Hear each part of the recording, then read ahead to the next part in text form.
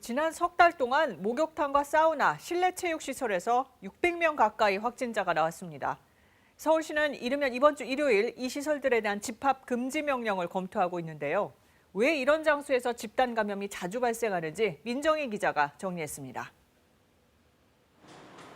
지난 23일 최초 확진자가 나온 서울 강서구의 댄스 교습학원.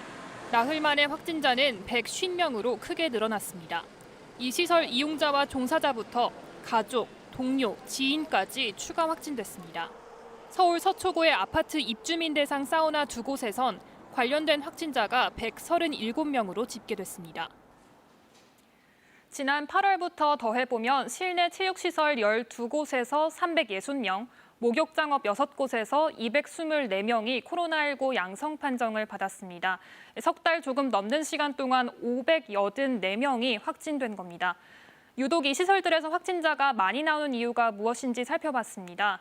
일단 환기가 미흡했습니다. 이번에 확진자가 대거 나온 강서구 댄스 교습학원을 포함해서 대부분의 시설들이 지하에 있어서 창문이나 출입문을 통한 환기가 제대로 안 된 것으로 파악됐습니다.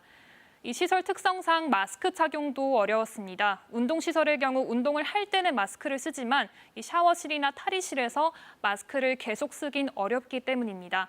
사우나 역시 마찬가지입니다. 마지막으로 거리 두기가 지켜지지 않았습니다. 이 에어로빅의 경우 격렬한 운동으로 활동도가 높은데 이용자 간 거리 유지가 어려운 것으로 조사됐고요. 사우나 역시 이용자들이 탕 안이나 발안실, 탈의실 등에서 거리를 두지 않고 대화를 나눴습니다. 특히 회원제 시설의 경우 자주 방문하기 때문에 이용자나 직원 사이의 친밀도가 높은데요. 음식까지 함께 먹으면서 감염 위험이 커졌습니다.